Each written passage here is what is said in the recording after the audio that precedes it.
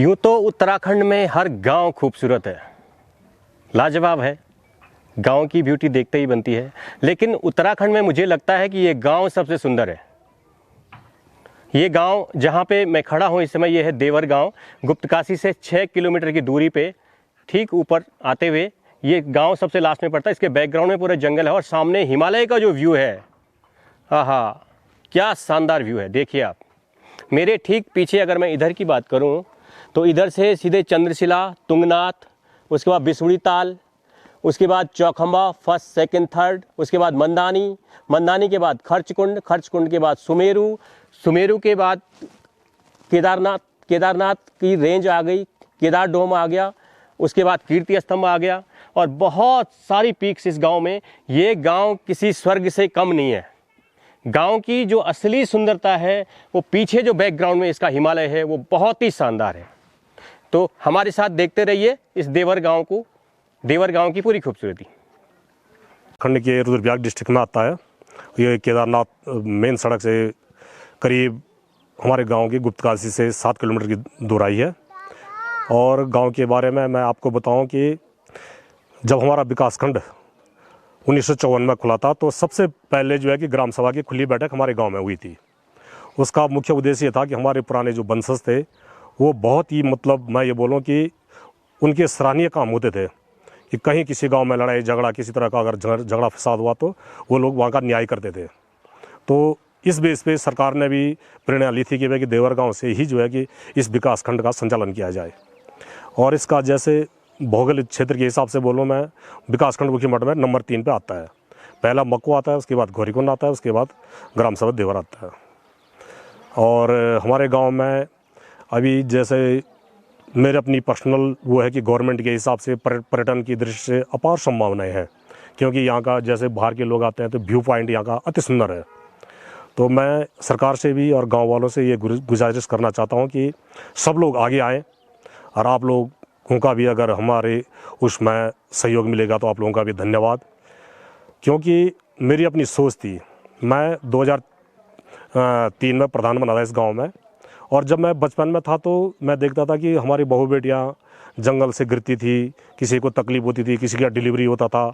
तो मैं 18 साल से ऊपर का हुआ था, तो तब से मैं मानता हूं कि मैं अपने कंधे में चारपाई से लेके, गांव के रास्ते भी अच्छे नहीं होते थे, किस कंडीशन में हम गुप्तकाशी हॉस्पिटल ले जाते थे या श्रीनगर बेस हॉस्पिटल पहुंचाते थे तो बड़ी तकलीफ होती थी। तो कभी हमारे गांव में बैठक चल रही थी, खुली बैठक, तो मैं छोटा था, मैं भी कहीं किनारे बैठा था, तो वहाँ पर चर्चा चल रही थी कि देवर गाँव में सड़क आनी चाहिए। तो अब होता ही है कि सड़क आई है कि गवर्नमेंट की तरफ से आए तो सब चाहते हैं, पर गाँव में कुछ कंडीशन ऐसी होती हैं कि लोग सोचते हैं कि मेरे खेत ना कटे, इस तरह की बातें आती हैं। तो वहाँ पे मैंने थोड़ा अपना एक प्लान बनाया था कि देखते हैं अगर मैं भी अगर कभी सियाना बनूंगा तो उम्रदराज तो प्रधान बनूंगा तो मैं कोशिश करूंगा। तो ऊपर वाले की कृपा से सब गांव वालों के सहयोग से सड़क भी आई गई। उसमें खंडूड़ी जी का भी उस समय वो CM थे, उनका भी बहुत सराहनीय योगदान रहा, हरक सिंह रावत जी का, हमारे आशा नोटियाल जी का। तो अब भले काम की उनकी तारीफ तो होनी चाहिए। तो आज ऊपर वाले की कृपा से है कि गाँव में सड़क भी है। तो मैं चाहता हूँ कि अब हमारा केदारनाथ क्षेत्र से जुड़ा हुआ है ये, तो मेरा ये प्लान था कि सड़क आए। हम लोग क्या कर रहे हैं कि यहाँ से ज़्यादा पलायन कर रहे हैं, तो हमारे गांव में सड़क हो जाए, बिजली हो जाए, शिक्षा हो जाए, तो हमें देहरादून दिल्ली जाने की ज़रूरत ही क्या है। उसमें तो मेरी दृष्टि से गवर्नमेंट का भी फ़ायदा है, क्योंकि गाँव के लोग गाँव में बसे रहेंगे। जैसे हमारे प्रधानमंत्री जी ने बोला था, मोदी जी ने, कि हमारे देश का कल्चर गाँव में बसता है। तो मैं भी मानता हूँ कि वहाँ जैसे आप शहरों में जाओ, एक दूसरे से कोई मतलब नहीं है। गाँव का कल्चर तो ये है कि हर एक आदमी या पूरा गाँव एक परिवार के नियत से देखा जाता है।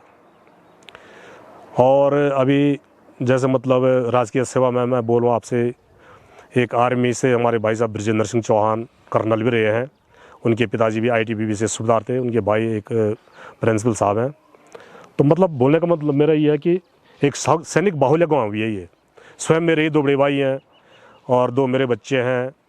अभी एक ही पोस्टिंग लद्दाख में है, एक कलकत्ता में है। तो पूरा सैनिक बल, कोई परिवार ऐसा नहीं होगा जिस परिवार से यहाँ सेना में नहीं है। तो ये सामने चौखंबा है और ये केदारनाथ जी का हो गया पीछे, और त्रिशूला कांठा हो गया, सामने आपके तुंगनाथ जी हो गए, देवराताल जी हो गए।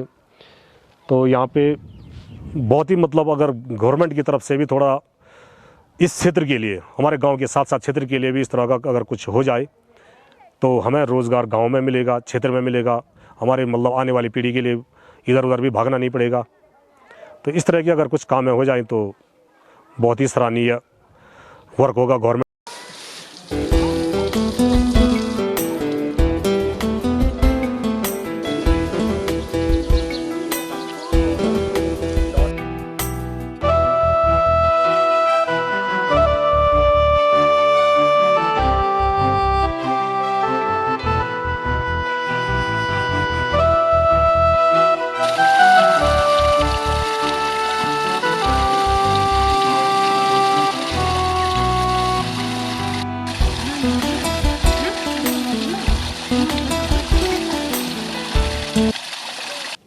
उत्तराखंड में सीजनल टूरिज्म के अलावा चारधाम यात्रा औली और चोपता को छोड़ के बहुत खूबसूरत डेस्टिनेशन है, लेकिन यहाँ पे दुख इस बात का रहता है कि कोई भी पर्यटक यहाँ पे नहीं आते हैं, जबकि असीम संभावनाओं वाला प्रदेश ये है। ठीक है, आज मैं जिस जगह पे खड़ा हूँ देवर गांव है, यहाँ पे एकमात्र होम स्टे है अभी, और उसमें भी टूरिस्ट बहुत कम आते हैं। क्या रीज़न है उस पर थोड़ा हमें मनन करने की ज़रूरत है। हमारे जो मार्केटिंग पॉइंट्स है, असीम संभावनाएं इस प्रदेश में हैं, लेकिन सिर्फ यहाँ पे जो टूरिस्ट हैं वो सिर्फ सीजनल ही आते हैं। आप ठीक सामने देखें कितनी हिमधवल चोटियाँ आपको दिखाई देती हैं। एक बहुत अच्छा एटमॉस्फेयर यहाँ से है। रूम से ही जो यहाँ पे 2-3 होटल्स बने हुए हैं, रूम से ही हिमालय का बहुत बेहतरीन नज़ारे यहाँ पे हैं। शुद्ध हवा है, पानी है, कहीं भी पॉल्यूशन नहीं है। गांव का जो धारों का पानी है, नेचुरल सोर्स का पानी है, हिमालय से आती हुई शुद्ध हवा है। इसके अलावा क्या चाहिए टूरिस्ट को? मॉर्निंग वॉक के लिए बहुत शानदार ट्रैक हैं। तो हम लोग दिखाते रहेंगे, हम लोग प्रमोट करते रहेंगे ऐसे ही गाँवों को जहाँ पे असीम संभावनाएं हैं टूरिस्ट की पूरे साल भर के लिए। मेरा में तका दियोस निवास म्यालुड़ी से सोरा मूलक से सोरा मूलक दया निधर्म से सोरा मूलक दया निधर्म निवास म्यालुड़ी निर्दया धरती निवास म्यालुड़ी निर्दया धरती बास बास म्यालुड़ी मेरा में तके डान्यो बास बास म्यालुड़ी मेरा में तके डान्यो निवास म्यालुड़ी निर्दया धरती निवास या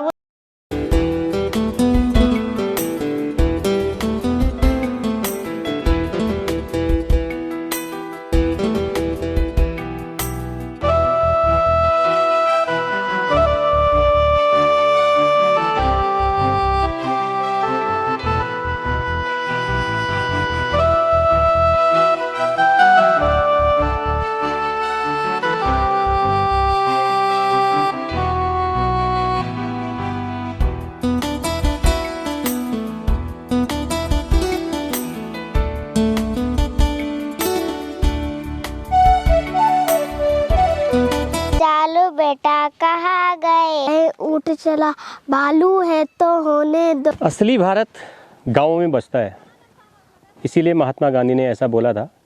गाँवों की एक अलग दुनिया होती है, शहर की भाग दौड़ से बहुत दूर, और इतने ही निराले होते हैं, इतने ही सीधे और सज्जन होते हैं यहाँ के लोग। यहाँ के लोगों का जो अपनापन होता है, किसी भी घर में आप चले जाओ, बोलते हैं कि अंदर बैठो और चाय बनाते हैं, कोई जान नहीं, कोई पहचान नहीं।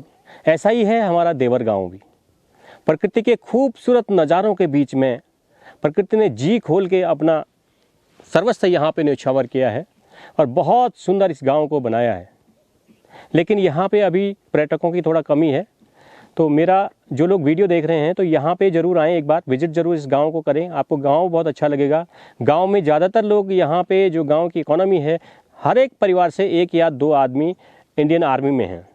देश सेवा का जज्बा पहाड़ के हर गाँवों में है। पहाड़ का हर गाँव में कम से कम कई तो ऐसी जगह भी हैं जहाँ 4-4, 5-5 एक ही परिवार के 5 भाई तक आर्मी में हैं।